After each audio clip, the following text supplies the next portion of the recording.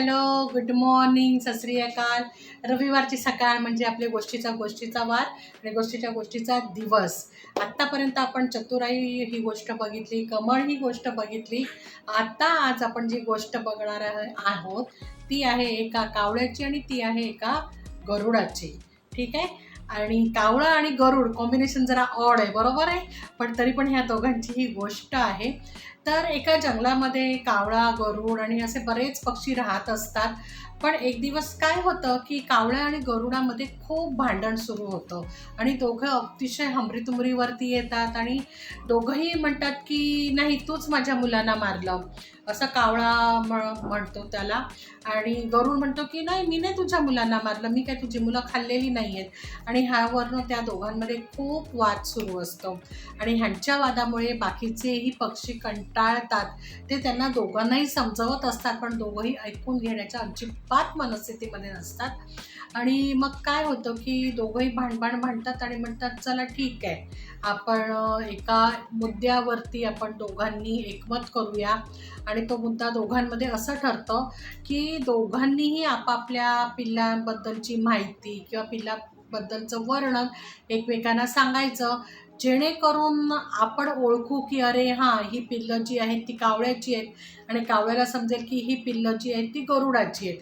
आणि मग आपण आपल्या पिल्लांना सुरक्षित ठेवू. दोघांचं ह्या एका मुद्द्यावरती एकमत होतं आणि दोघंही ठरवतात की आपण आपल्या पिल्लांबद्दल एकमेकांना माहिती द्यायची, जेणेकरून आपली पिल्लं मरणार नाहीत. आणि असं दोघांमध्ये ठरतं.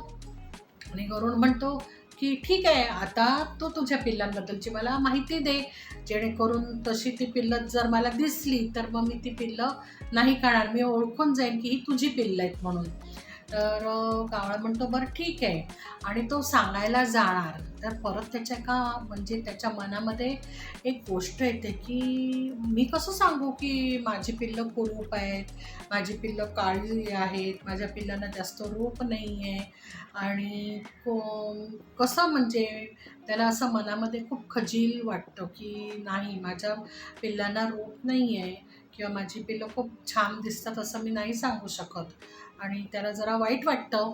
मग तो म्हणतो की बरं ठीक आहे, मी माझ्या पिल्लांबद्दल तुला माहिती देतो.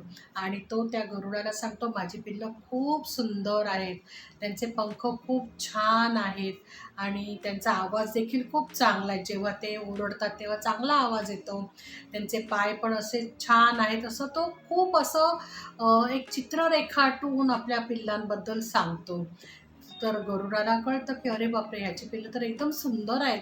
मग ह्यापुढे आपण जे काही शिकारीला जाऊ किंवा पिल्लं जेव्हा खाणार किंवा त्यावेळेला मात्र आपण असं जेव्हा आपल्याला पिल्लू दिसेल की जे खूप सुंदर आहे, तर त्या पिल्लांना आपण खायचं नाही. आणि असं तो मनामध्ये ठरवतो आणि सांगतो कावळ्याला की ठीक आहे, ह्यापुढे मी लक्षात ठेवेन आणि मी अजिबात तुझी पिल्लं खाणार नाही. आणि कावळा पण त्याला सांगतो मी पण यापुढे तुझी पिल्लं खाणार नाही. असं एकमत होतं आणि दोघे निघून जातात. काही दिवसानंतर गरुड परत उंच आकाशामध्ये भरारी घेत असतो आणि तिथे त्याला उंचावरनं एका घरट्यामध्ये अशी छान अशी 2-4 अशी पिल्लं दिसतात.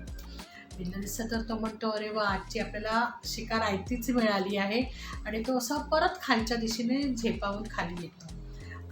आल्यानंतर तो बघतो तर ती अशी विद्रूप काळी सावळी कशीही आवाज काढून ओरडणारी पिल्लं होती.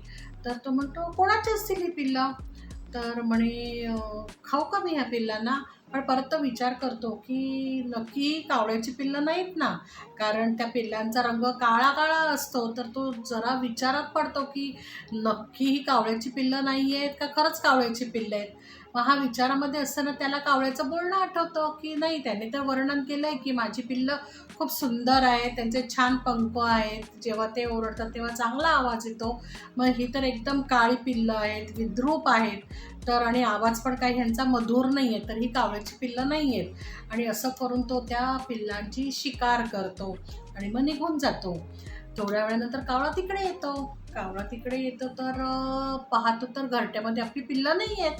तो बराच शोध घेतो, पण त्याला ते जिथे ते पंख पडले असतात त्याच्यावर त्याला समजतं की आपल्या पिल्लांचीही शिकार केलेली आहे. मग परत तो रागाने गरुडाकडे जातो आणि गरुडाला म्हणतो की आपल्या दोघांचं एकमत झालं होतं की आपण एकमेकांची पिल्लं खायची नाही आहेत. मग तू परत आज माझ्या पिल्लांना मारलंस आणि त्यांची शिकार केलीस आणि त्यांना तू खाऊन टाकलं. तर गरुड म्हणतो, मी कुठे तुझ्या पिल्लांना खाल्लं? तो म्हणतो, हो तूच माझ्या पिल्लांना खाल्लं, मी घरट्यामध्ये जाऊन पाहिलं. तर तो म्हणतो की मी कसं पिल्लांना खाईन तुझ्या, तू जे सांगितलं होतं वर्णन की तुझी पिल्लं खूप सुंदर दिसतात, तुझ्या पिल्लांचा आवाज खूप छान आहे, त्यांचे छान छान पंख आहेत आणि मी जी पिल्लं खाल्ली होती ती तर विद्रूप होती, काळी होती, त्यांचा आवाज पण कर्कश होता, तर ही तुझी पिल्लं नाही आहेत, हे समजून मी ती पिल्लं खाऊन टाकली. तर मग कावळ्याला आपली चूक आहे ती समजते. तो म्हणतो की नाही, मीच चुकीचं वर्णन केलं, मी खोटं बोललो, मी म्हणजे माझ्या पात्रतेपेक्षा किंवा माझ्या पिल्लांच्या पात्रतेपेक्षा चुकीचं वर्णन करून मी चुकीचं सांगितलं, त्याच्यामुळे हे झालं आहे आणि माझ्याचमुळे आज माझ्या पिल्लांचा जीव गेलेला आहे. आणि आपल्याकडे पण असं होतं, कधी-कधी आपण देखील आपली पर्सनॅलिटी हाईड करतो किंवा एखाद्याबद्दल देखील बोलत असताना चुकीचं वर्णन सांगतो किंवा स्वतःबद्दलची पण माहिती देत असताना चुकीची माहिती देत असतो आणि उगीचच मोठे-मोठे मनोरे, मोठे-मोठे इमले रचून एखाद्याबद्दल किंवा स्वतःबद्दल माहिती देत असतो. आणि जेव्हा खरंच प्रसंग येतो किंवा खरंच जेव्हा गरज असते, त्यावेळेला मात्र चित्र हे खूप वेगळं असतं. आणि मग त्यामुळे समोरच्याचं काय होतं, समोरच्याचा गोंधळ उडतो. समोरच्याला समजत नाही की अरे, वर्णन जे केलं किंवा जे सांगितलं तर त्यापेक्षा इकडचं चित्र खूप वेगळं आहे किंवा ती व्यक्ती खूप वेगळी आहे आणि बोलण्यामध्ये आणि ॲक्च्युअल ह्याच्यामध्ये बराच विरोधाभास आहे. तर स्वतःबद्दलची किंवा कोणाबद्दलही माहिती देत असताना किंवा आपल्याबद्दलही काही बोलत असताना अजिबात कुठलीही गोष्ट न लपवता स्पष्टपणे आपली मतं किंवा आपले विचार किंवा आपल्याबद्दलची माहिती ही समोरच्याला दिली पाहिजे, जेणेकरून समोरच्याला देखील आपल्याबद्दल विश्वास वाटला पाहिजे. कारण तुमच्या संवादामध्ये, तुमच्या वागण्यामध्ये जर ट्रान्सपरन्सी असेल तर तुम्ही नक्कीच आणि नक्कीच, तुम्ही कसेही दिसत असू दे, तुम्ही कसेही असाल तरी देखील तुम्ही समोरच्याचं मन जिंकून घेऊ शकता. कारण तुमच्या वागण्यामध्ये, तुमच्या बोलण्यामध्ये ती सत्यता दिसून येते. तर अशा प्रकारे ही गोष्ट आहे.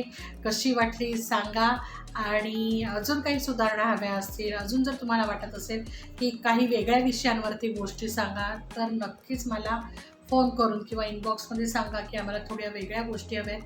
तर मी प्रयत्न करीन वेगवेगळ्या गोष्टी सांगायचा.